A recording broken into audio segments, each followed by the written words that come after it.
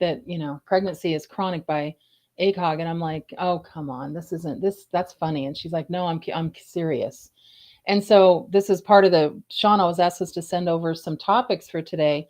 And to me, it's make it make sense. And some things that we're doing right now, how do we talk to our client base? And I'm going to put it out to the group when things don't make sense. That's one of them. Remember, in the days of COVID, now we're past the PHE, but in 2020, we got guidance from AHA, the American Hospital Association, and from CDC that said, well, if the doctor thinks they look like they have COVID, then they have it. And I'm like, well, what if the test is negative? Like, that's okay, you still have it. I'm like, no, no, no, that doesn't make sense. And then they came back in September of the same year and said, but we are giving you 20% extra in the hospital for those patients who have COVID, but we're only going to give it to you if they have a positive test. And it's amazing how those numbers changed. It's like, oh, if we're not going to get paid extra, then it's coming down. But then there's also things, and we've talked about this before. Again, make it make sense. I've got a doctor right now that I'm auditing, an orthopedic physician, and he's seeing patients for different fracture care and things like that. And I don't see any musculoskeletal exam. And I said, well, where's the where's your exam for that fractured ankle or for that knee problem or for that shoulder? He's like, it just has to be medically appropriate. And I feel that the only medically appropriate exam is constitutional. I'm like, what? He goes, I can look at a patient and that's fine. And I'm like, you need to have some musculoskeletal elements. He goes, where does it say that? It doesn't. And so now we're Wait, having, wait, wait, though. I have a thought behind this.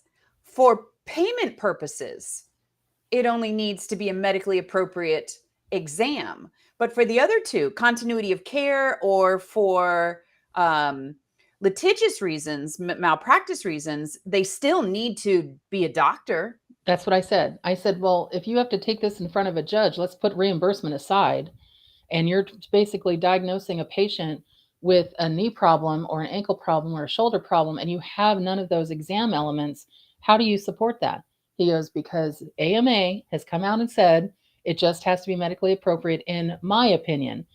And so Sean is always good about the technicality to get doctors kind of off about things. It's really tough because I try to look at what the standard of care is as well and say, well, this is the standard of care put out by AAOS, for example, because they have put out some things as far as what it should look like.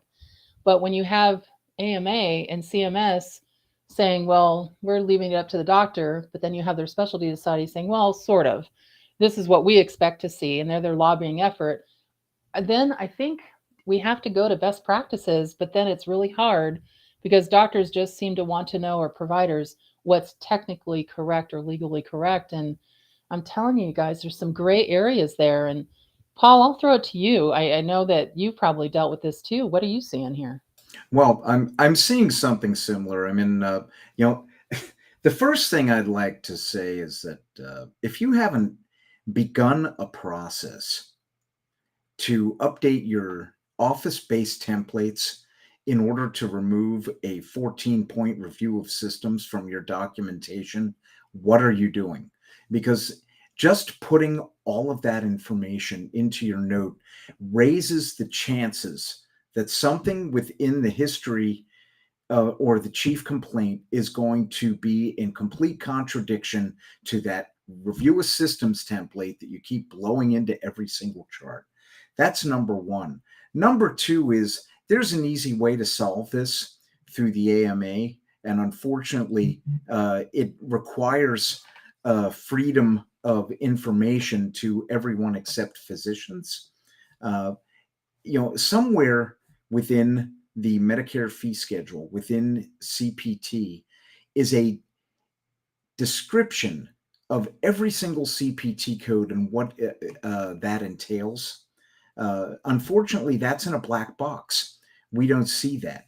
We see, it would be very useful for surgery coding more so than E&M, but that could go a long way into changing the way this is viewed from a documentation standpoint.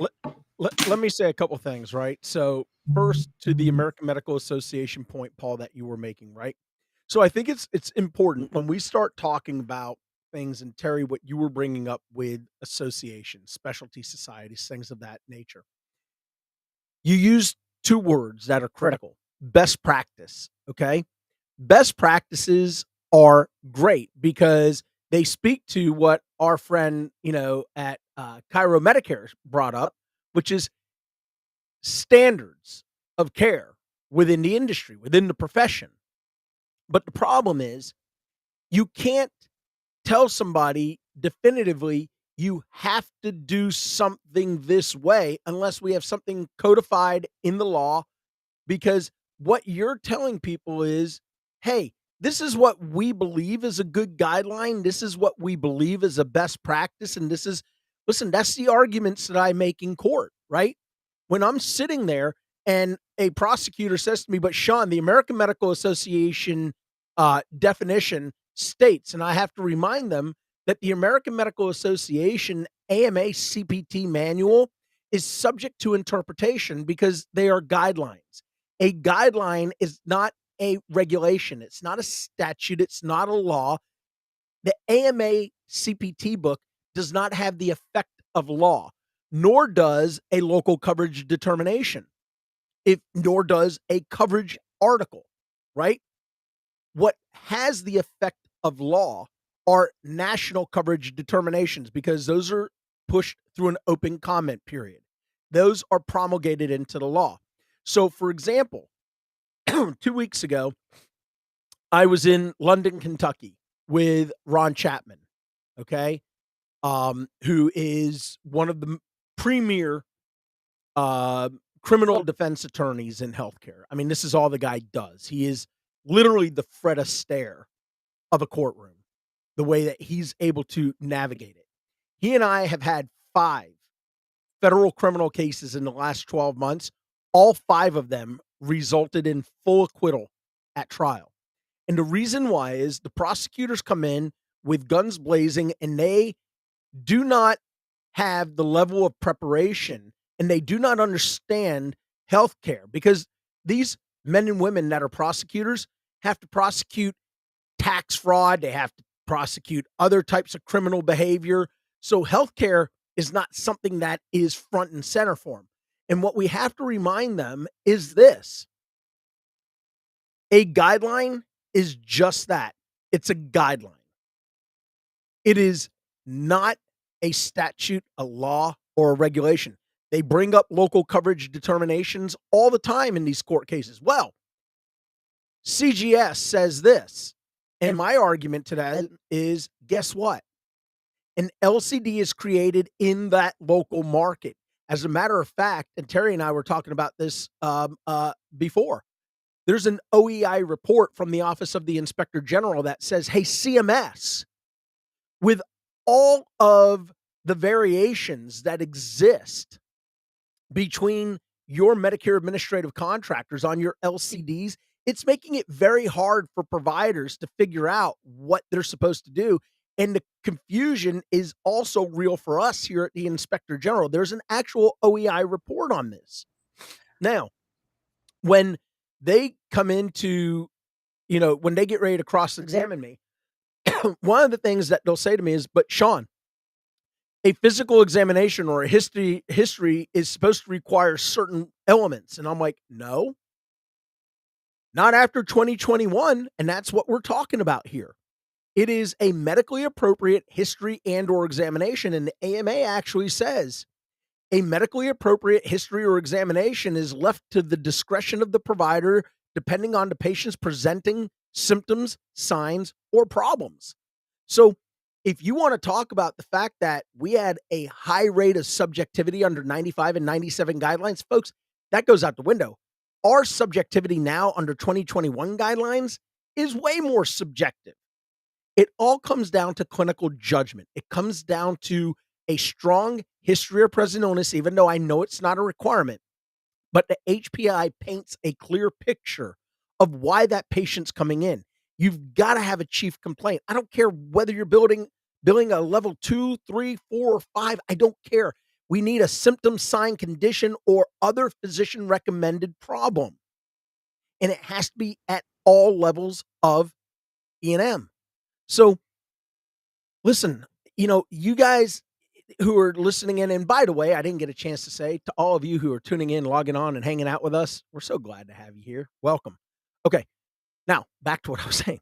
Um, we have got we have got to understand that you cannot prosecute a provider when the guidance is subjective, when the guidance lacks anything definitive. And Okay, again, Sean, an let me LCD is a interrupt real quick. quasi regulation. Go ahead, please. Yeah, Go. there's one thing, and I'm going to throw it over to Christine. These guidelines that are in AMA, when they're put into the final rule and they agree with them of the physician's medical fee schedule, now you are talking, it is in law. I've had to defend it that way. Christine, you've seen that as well, right? Absolutely. And that's why when I look at the proposals, I think it's so important that we participate in it. Yeah, This we year's need to chime in. proposal It's broke my heart terrible. because I read over and over again that they did not get the physician engagement that they were looking for to resolve some of the issues. But again, the proposal goes through that comment period. The proposal gets analyzed and we get the final ruling. And that final ruling there does kind of set that, or it sets that standard in place. And this is how we're going to move forward until somebody proposes something different.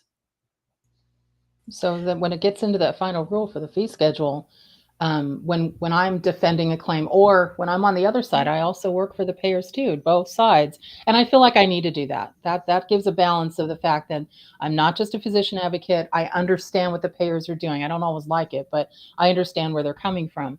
And so when I look at that and look at the fact that, yes, we're defending it based on the fact that it's in the Medicare fee schedule, final rule, that is considered published law. Mhm. So we kind of have to, you're correct that it's very subjective now and it's not well defined. I guess that's the best way to put it. It's not well defined.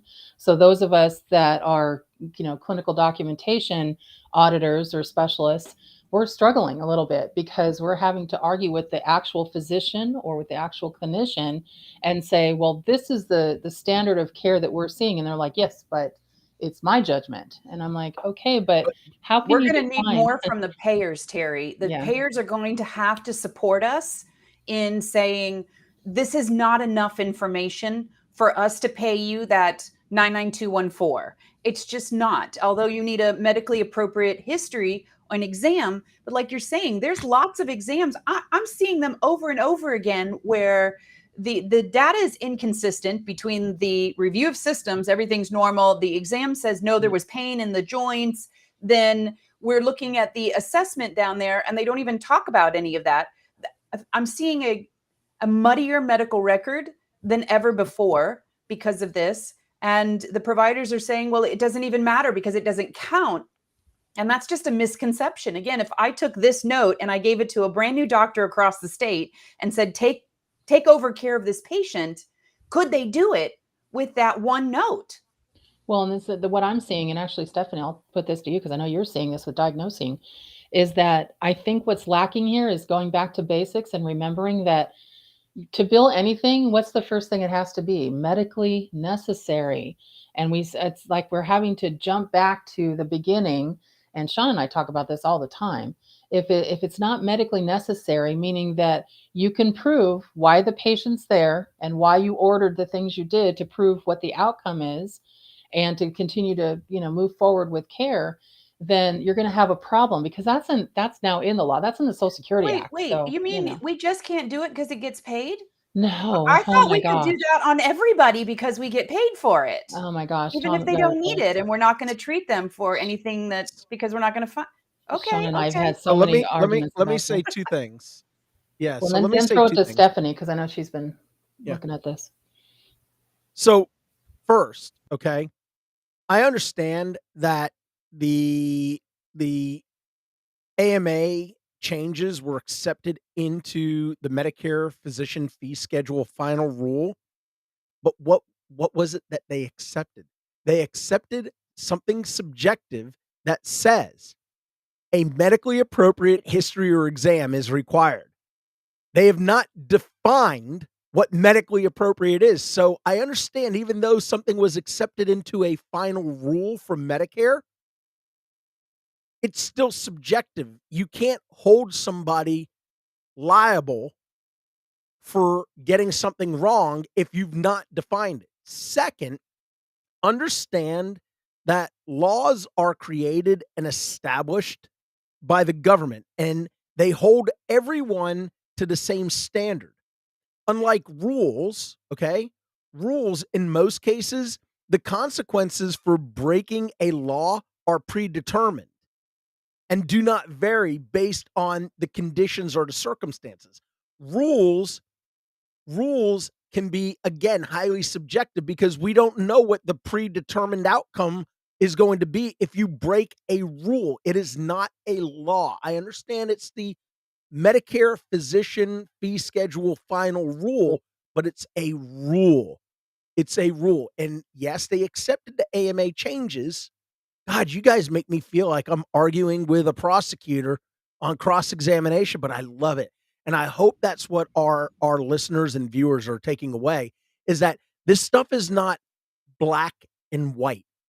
There are so many shades of gray when you talk about healthcare. And that's why it becomes critical to make sure that your providers are actively engaged.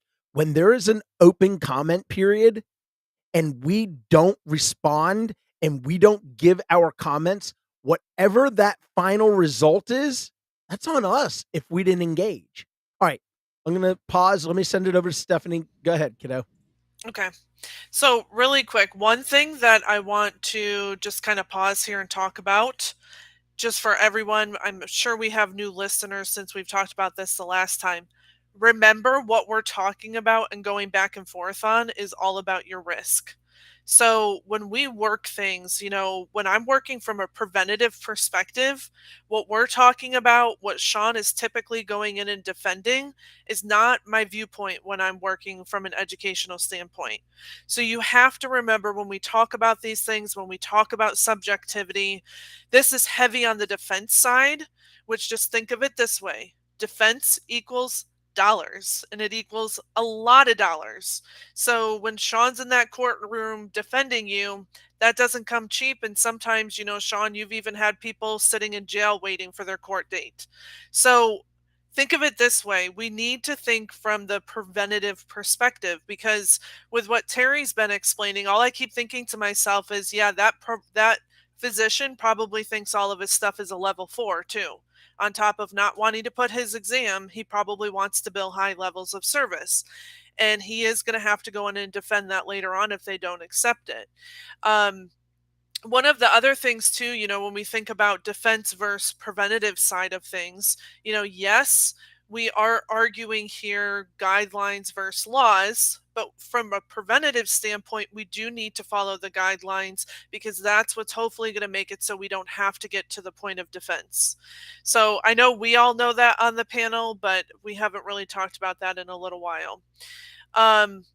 Now, one thing here with the diagnoses, and Terry alluded to this a little bit, one of the things that I've been seeing is that the payer side, and I'm kind of shocked by this, I really shouldn't be, but one of the things I've noticed over the past month and a half, 2 months, is that the payers appear to have loaded all of the ICD-10 guidelines right into their system, where they're automatic.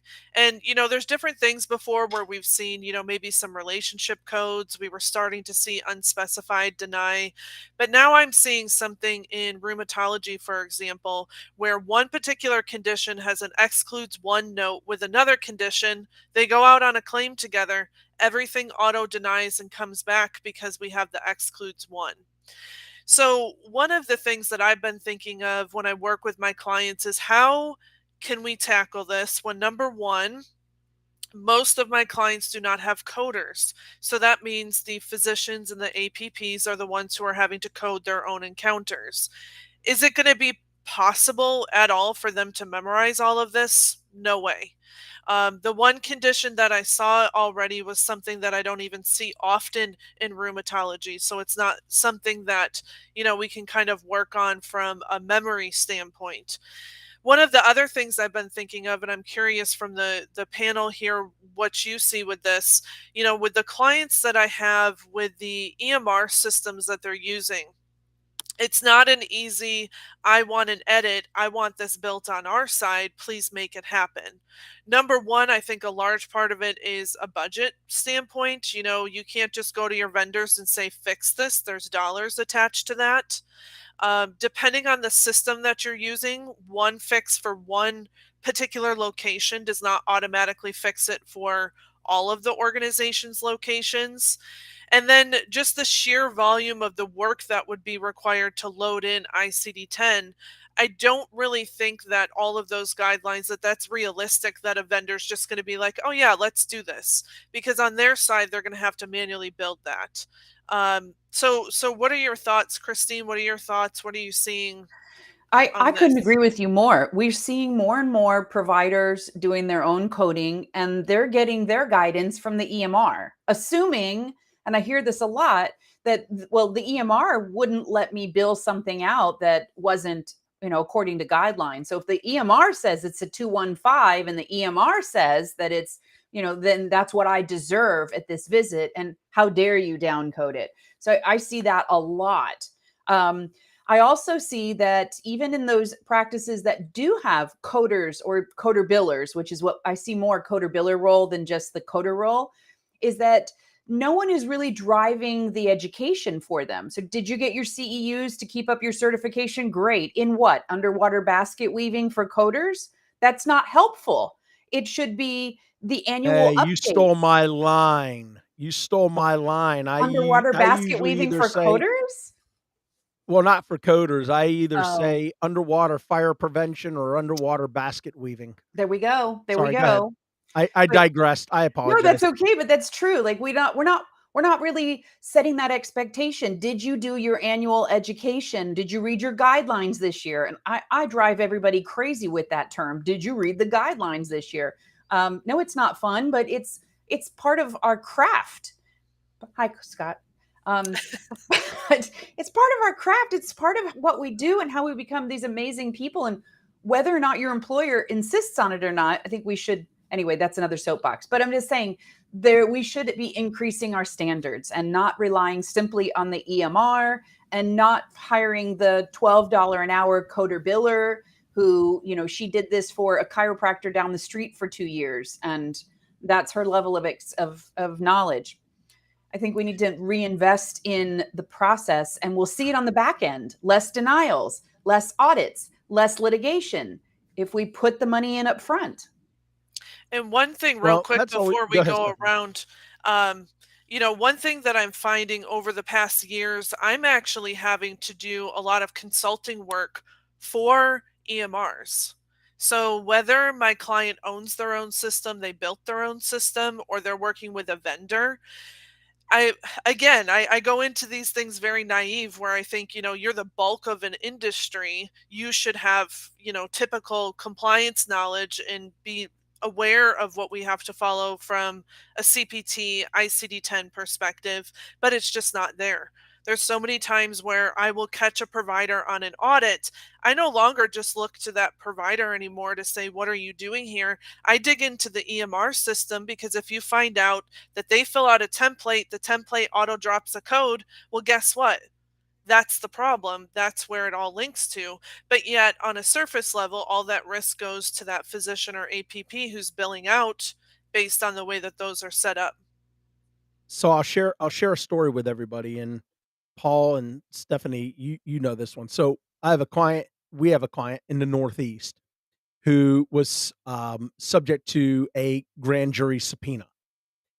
And prior to the grand jury convening, we worked very hard with Matt Lawhon, the Chapman Law Group, and Ron was involved somewhat, but really it was Matt Lawhon who, I'm telling you, what a great young legal mind he has. And we were able to do an audit of the EMR keystrokes. And we were able to go back and do an audit of the EMR to show how the EMR was structured when it was first set up to auto populate certain things, such as it would default to who the rendering and or billing provider was, irrespective of who that rendering provider was. And we were able to show a pattern of how these things would default and how the practice tried to engage to get the EMR company to make these modifications, but it never happened and they stayed on them. And some people would be like, well, especially the prosecutor was like, well, why didn't you get another EMR? Okay, well, have you ever tried to do a data transfer? One, it costs tens of thousands of dollars. Two, when you tell an EMR company that you're leaving them, their willingness to cooperate with you goes right out the window. And three, you got to give the provider who was not involved in the selection of the EMR, who was not involved in the setting up and the structuring of it because it was left to the administration of the organization, give this guy a break. And you know what? Our report did what it was supposed to do, and it persuaded the prosecutor from convening the grand jury, and they closed the case on our client. And that's a huge win. But that stuff to Stephanie, to Stephanie's point, that costs money. I tell people all the time, when you retain me, I promise you, you're not retaining me for my good looks or charm, because I possess neither. You are retaining me for mine and my team's knowledge and access to the government officials that we engage with and to the legal professionals that we engage with on a daily basis and who have been part of my professional circle for decades. That's what you're paying for. And I tell people all the time, you could be smart and be proactive and spend some money up front, which will be way less than having to spend $50,000 and $75,000 on a retainer for a criminal defense attorney and $25,000 on a consulting firm to engage to try to get you off. And to Stephanie's point, in the last 6 months, I've had 3 new clients come along, and I have a brand new one that I'm going to be talking with at some point later today, who have been sitting in prison, federal prison, waiting for their day in court. It's not a place you want to be, especially when you're in places like Texas. All right, go ahead. Terry, I think you had something that you wanted to jump in and say. Yeah, so when we were talking about, make it make sense and some of the guidance we're getting that, everybody's really I'm trying to think of the word I'm using, and I've probably said this before, and because we've all heard the word clickbait, right? Where people look at what the headlines are instead of reading the guidance, reading the whole article, reading everything. Now, many of you know I write for Pittsburgh Steelers on NFL. Christine, that's football. But just so I want clicks because I get paid for clicks based on my articles for that. I don't get paid for people to read the whole article. But in healthcare, you have to read everything because sometimes the headlines just entice the reader to read it and they don't read it. And all of a sudden the published guidance, I'm getting people billing for things. And then I don't remember what Sean calls it, but it's basically billing for it and let's see what happens. So they throw it to see if it sticks to the wall. And then if they get in trouble later, they get in trouble later and then they have to put all this money back. But one of the things in particular is that there's a big push to add social determinants of health to a claim or to a record and trying to get that level 4. And so one of the things that's been frustrating is you can't just add it for the sake of adding it.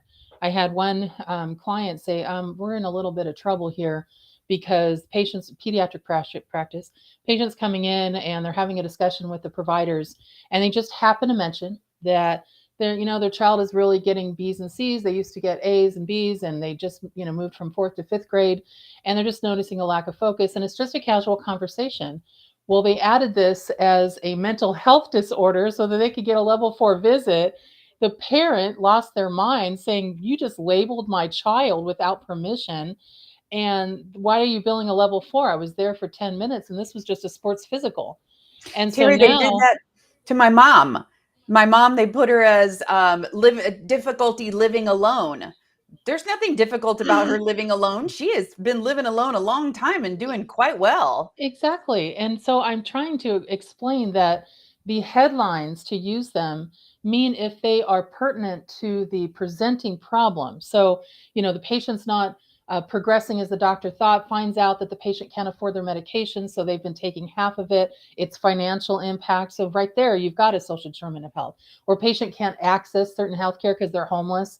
That's an issue. Or a patient, let's go back to the pediatrics. They need to have some kind of behavioral health services because, yes, they are now feeling depressed. The parents just went through maybe a divorce. There's also some bullying at school. Now you've got an issue. But just to put it down from a casual conversation, or a patient, like you said, Christine, mentioning that I live alone, that it's not a social determinant of health.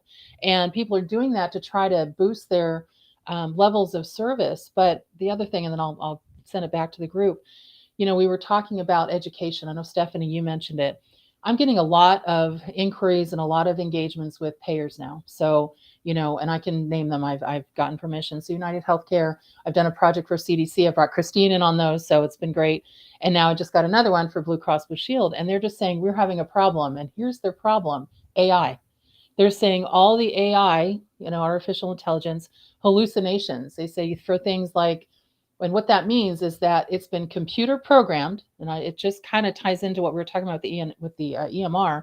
When the doctor types in ruptured or says ruptured, if it's voice activated, it automatically goes to Achilles instead of spleen or something like that. Oops. Or if the patient has, let's say, chronic condition, maybe diabetes type 2, insulin dependent, I've seen AIs that default to that. Oh my gosh, you can't default to the worst whatever.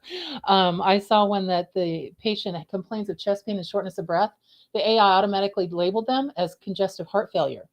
And I was like, oh, for crying out loud. I just, and what the doctor said? Well, what I put on there, and this saves me, and Sean, you get to talk about this, or even Paul, dictated but not read. I'm like, okay, that's one thing. That's funny. That didn't I know.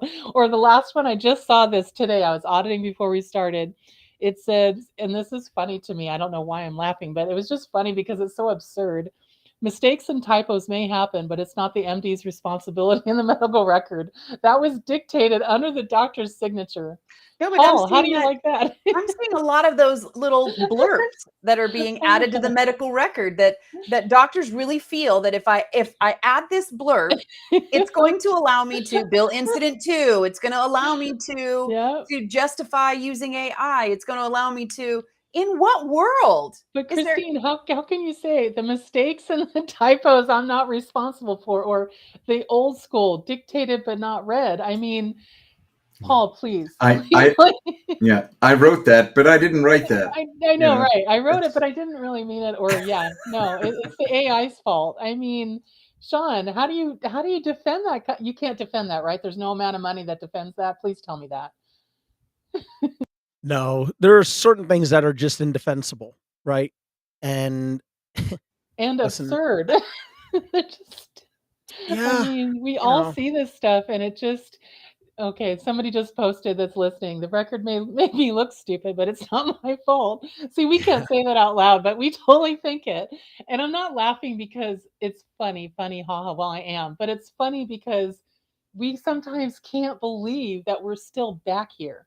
I mean, so I'm going to age myself. I've been in healthcare a long time. So when we used to type our claims, and some of you don't know what a typewriter is, so just put it out there, but type our claims.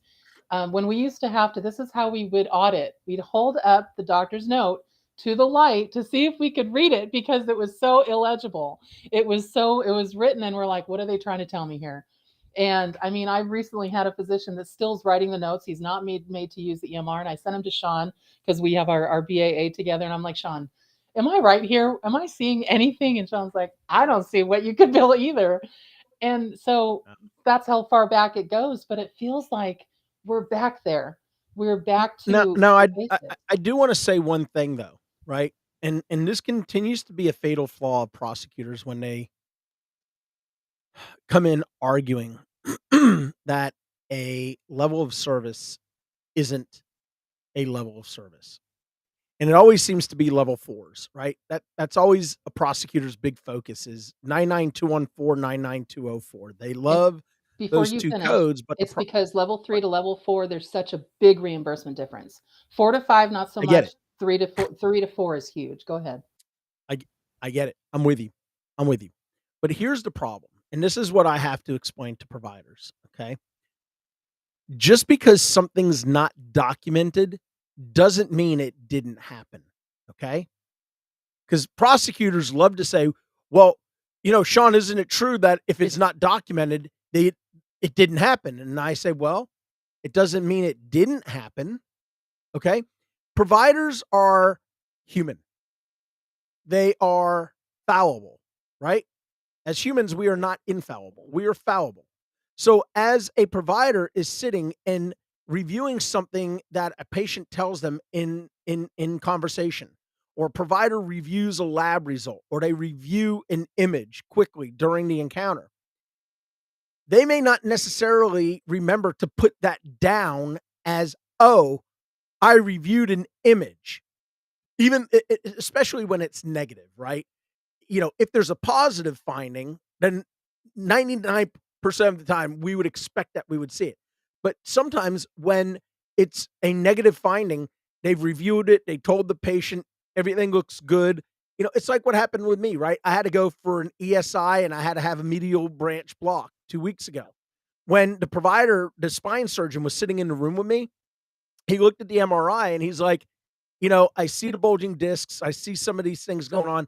We're not surgical at this point, Sean. Let's go ahead and try some injections, right? I looked at the documentation because I always get a copy of my progress notes because I want to see what they're documenting. There was not one mention about the review of the MRI or that the results were, negative from a surgical standpoint. But it doesn't mean he didn't review it. The other thing is this. The prosecutor in the Dr. Kusa case, and I could talk about this because Ron and I did a podcast about it already. The prosecutor in the Kusa case said he put up documentation and there were like 2 or 3 sentences written, but then there were, Paul, you remember, all of these chronic systemic diseases that were listed. And the prosecutor said, well, Mr. Weiss, how can you sit here and tell us with 2 sentences on a sheet of paper that this justifies a level 4? And I said, because there's no definitive requirement that is created for these providers to show them what is a medically appropriate history or exam. It could be 1 to 2 sentences. And keep in mind, 1 to 2 sentences to a clinician can mean pages of information. To a layperson, it means just what we're seeing. But the other point is, do you see that there are 5 diagnoses that are listed here that are throughout the patient's medical record? This right here tells us that we have a moderate to high complexity from a medical decision making, at least in this aspect of the number of diagnoses and or management options. Listen, my job is to paint doubt. A prosecutor's job, it is upon them to prove beyond a reasonable doubt. My job as an expert in these cases is to raise doubt as to the absolute of it. Look, this stuff is highly subjective. But what I will tell you is this is how things happen. I've been engaged now in 40 federal cases over the last 7 years. This is how these things play out. I know some of my colleagues are going to disagree with me, and I want to hear it. Go ahead, please. So the problem I see with that argument, and I'm not saying it's incorrect. I'm just saying I'm going to take Stephanie's word prevention or offensive. How about do that? I try to stay away from sports metaphors because Christine's here, but I'm going to try. I mean, the rest of us kind of get that, but I understand your position with defense. And if you weren't around, Sean, I think there'd be more physicians in orange jumpsuits. I think that you've done a fantastic job trying to help. But again, it's expensive to be always on the defensive side. And you're having to look not just for loopholes, but a way to defend them, saying, well, this, that, and the other. Well, trying best practices or preventative or offensive so that you don't have to defend yourself. The one thing that I think is still happening is that a physician looks at the complexity of the patient and not the complexity of the encounter. And you can't do that anymore. Before 2021, that was how we looked at things, the complexity of the patient. That's why we had bullets and how many past family social histories and how many we had to hit on the review of systems, because it was about the complexity of the patient. Now it's the complexity of the encounter and the risk of the encounter. And it's different because you can have, a patient that is, stage 4 cancer. They have all kinds of things going on. They're a challenged patient. And yes, the first element of the medical decision making for an E&M is problems addressed. But just having But today, what does yeah, the today. problem look like today? Because you're getting paid for today's work, Right. And the not for an 7 aggregation of work over the next 6 months. right. And the 7 diagnoses today only kids so shows what the patient's history was. Today, what are you addressing? And typically it's not all those diagnoses that are listed. It's usually 2 or 3 that the patient came in complaining of. It could be managing a chronic problem, but you have to be careful because then it comes into the data points and what are you discussing, and then you go into the risk and medical decision making that affects the morbidity and mortality of the patient. And a lot of times on these chronic conditions, all I see is continue meds and patient doing well, doing better, today is fine, and so you have to be careful. And I know that a lot of doctors, and I've been in this longer than Sean. I mean, only because I'm older than him. But the one problem we see a lot of times, the doctors say, well, the government is just trying to screw us, and that's what the 95, 97 guidelines are. Well, now that we have the 21 and 23 guidelines, I wish we had those back a little bit, because at least they were defined. At least we had what they were. I mean, I understand it was burdensome, but Sean's going to But weigh let me in ask here. a question to the panel. Let me ask a question to the whole panel, because you just raised an interesting point. And I know how I handle it in court, but I want to hear what your thoughts are. When a provider says continue meds as prescribed, does that not constitute prescription drug management? I'm seeing yes, I'm seeing one go and I'm seeing 2 shake their heads no. No, Not if that's For all me, that's it in the note. depends. no. It I depends. agree. It depends, because remember, prescription drug management is not well defined. One, it's not well defined. One, but two, Actually, it is well defined on certain payers. Yeah, I'm not going to make it. So I will say this: CMS. where my maybe comes in is because I'm not Yeah. going to look at metformin in a separate section of the medical record where it says metformin 500 milligrams twice a day. I'm not going to, and then at the bottom in the assessment it just says diabetes, continue meds. I'm not going to make a relationship between metformin and diabetes. That's outside of my scope. As a coder, I don't need to know that. I shouldn't know that. If I were a clinical person, that would be a different situation. But how do I know that he's not using the metformin to treat 2 or 3 other conditions that the patient might have, or that he's using something else to treat that diabetes? So it really depends. How does it present on the record? Does it say diabetes, metformin, 500 milligrams, continue medication? I think that's medication management. But if it just says diabetes, continue meds, that's not medication management, because now I'm having to play detective and I'm going to play nurse on TV. No, I can't do that. So Well, and people are taking metformin now for weight loss as well. Right, that's what I'm saying. Like, Yeah. it could be. There you go. So I Well, don't know. I can't Sean, make that marriage I unless just pulled up what they say with Noridian, and Noridian is very clear. Please. They say prescription drug management is the initiation, continuation, discontinuation, or modification of any prescription drug medication. It does not include over-the-counter medications, which I actually disagree with on certain circumstances. And it says, or prescribed for only insurance benefits. However, they say how to determine prescription management. Did it require prescriptive authority? Is the provider of record managing that prescription? Are they evaluating in the encounter the appropriateness of using this medication for the patient and continue to just prescribe for the patient, and why? And did the practitioner's decision to discontinue the drug or adjust the dosage change relative to the patient's condition? And then they talk about side effects, potential benefits. So they're looking for more information than just continue meds. So I'm with you, but go back to the very first part of what you read, which was the continuation of medication. That's what it says. But that's clickbait. But that you just clickbaited it. You just read the beginning. You didn't read the rest. Wait, hold on a second. I'm with you. I'm with you.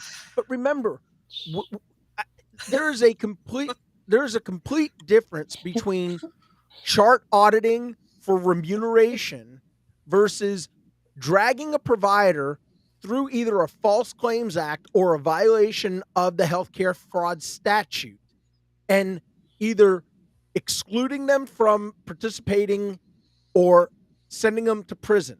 Okay. But what We're if, talking okay, about let's say you're the one defending them. Okay, so you're the defension, you're defending, Yeah. and let's say that there was a provider that all they said on all their level fours was continue meds, continue meds, continue meds, and everything in that visit, those encounters for today was basically patient doing well, everything looks good, nothing going on, chronic conditions, no data points. There was, maybe labs for future, but it was just for baseline. It wasn't because there was a new problem. And then continue meds. And everything was a level 4. That's not just, But don't the labs constitute that the provider is managing that patient to make sure that the medication they have them on isn't leading to liver We don't problems? know. It's we not don't We're not know. leading to. We don't doctors. know I don't know because what lab. I But don't know we that don't know simply. Wait a Right. minute. Wait a minute. We don't know No. simply because it wasn't documented. We don't know that the Right. provider during the encounter didn't say to the patient, "How are you doing on your medication? Have you noticed any weight gain, any weight loss? So How's your you're appetite?" saying that if I they, get it. I But to get get it. no, paid, they got to document it. you're If they saying don't that if they didn't document say it, No, to get paid, they don't have to document it, Christine. oh They no, I don't don't have to agree. document something unless they're going through an audit. I don't Remember, agree. we Oh my don't gosh. submit Stephanie our has document. wait. Stephanie has an Wait. example. No, I Stephanie, don't shoot agree. shoot Go out ahead. the Go example. ahead. I want to hear. Yeah. Okay, so towards the end of 2021, I went in and audited an internal medicine practice and failed every single one of them. What they did, what I think they did, is they got together when the new guidelines came out. They decided on some macro statements, and I say that because they all use the same one. And yes, internal medicine is super heavy, chronic management. I would expect to see almost all, if not all, level 4s, depending on their patient population. But the problem was the HPI. Well, let's start with the chief complaint. That said, chronic follow up or, condition follow up, very generic, no mentioning of a condition.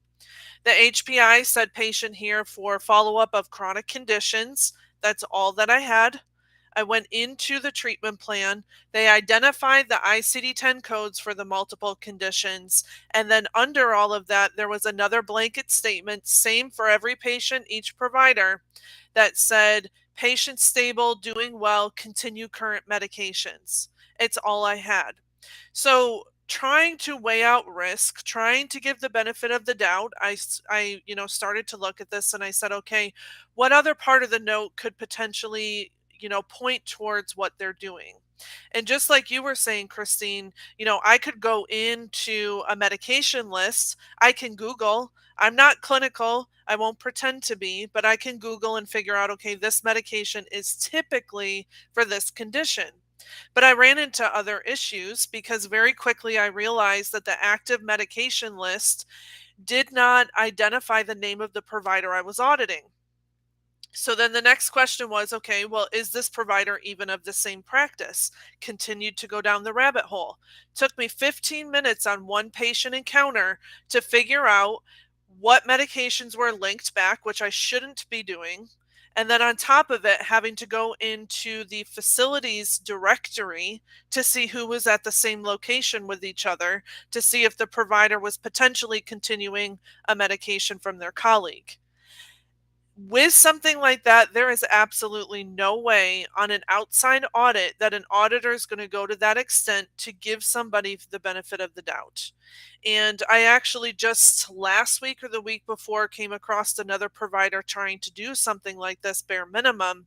And at the end of the day, it's just not going to pass. Even to the point of where Sean would have to get involved, this isn't going to pass your first round of audits, let alone escalating way past that point.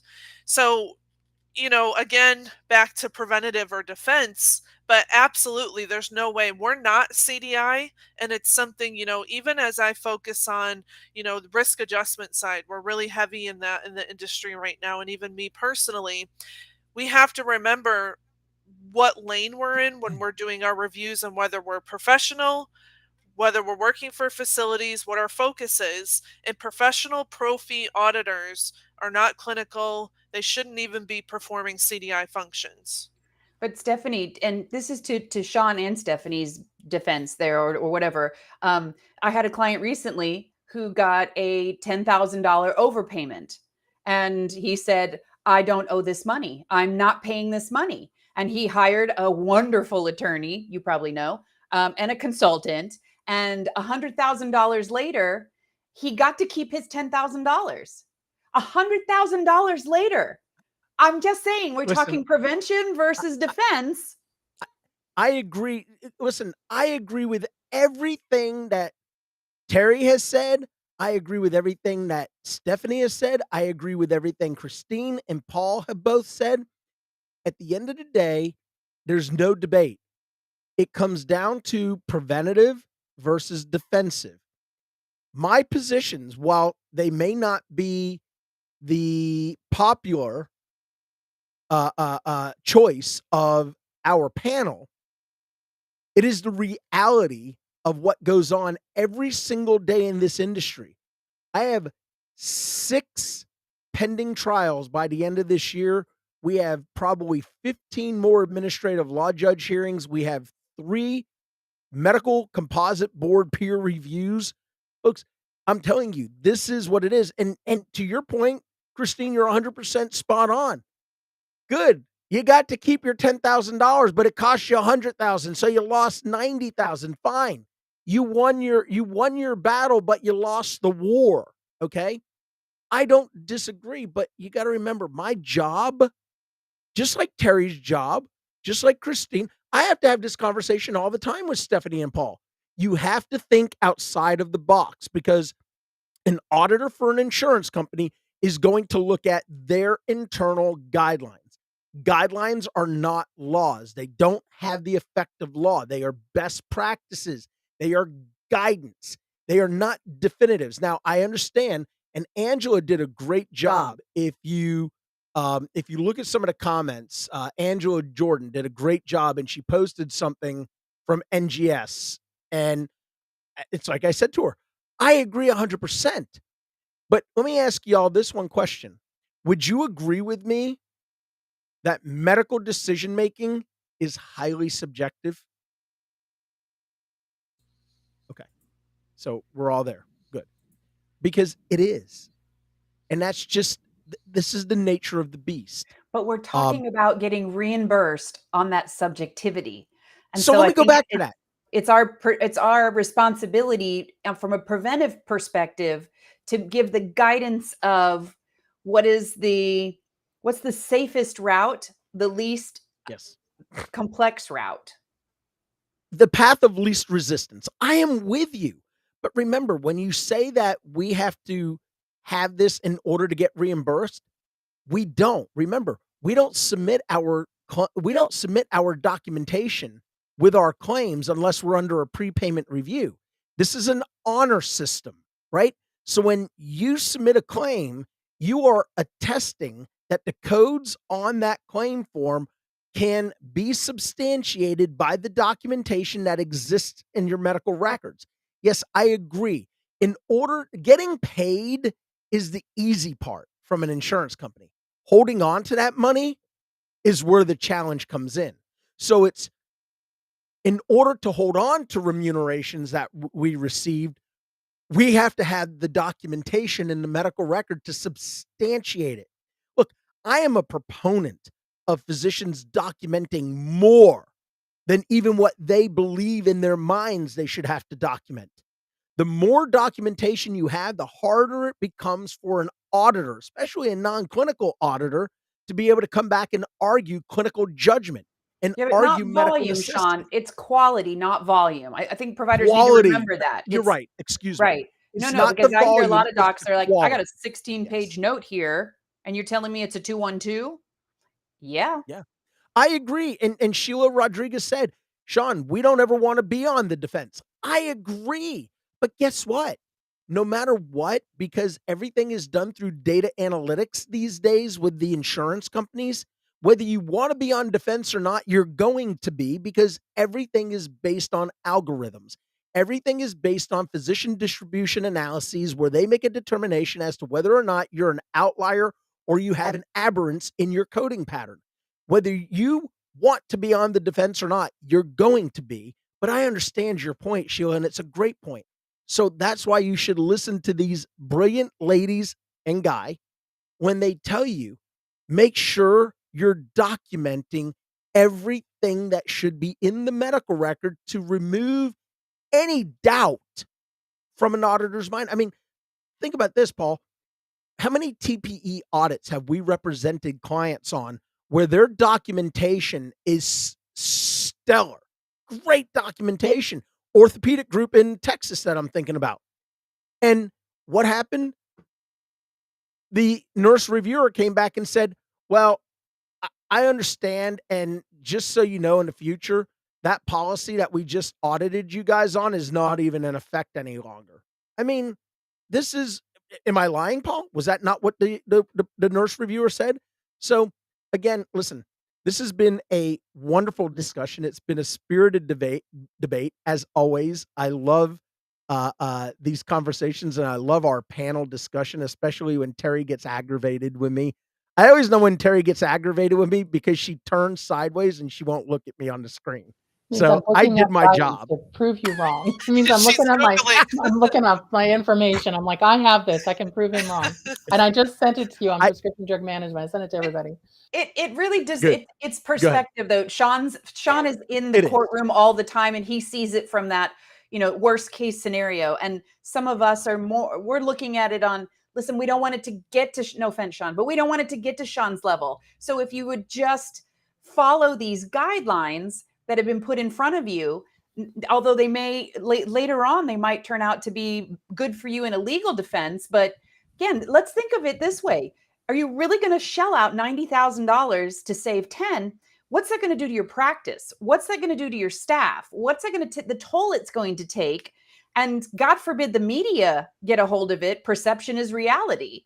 So at the end of the day, no one got that message that the doc got to save his $10,000. All they heard was doc's on trial, right? And Yep. that's a big thing. So I think it's a lot of it is perspective. It is. And I have both sides. I do both legal arbitration and payer education. I do physician audits and payer audits.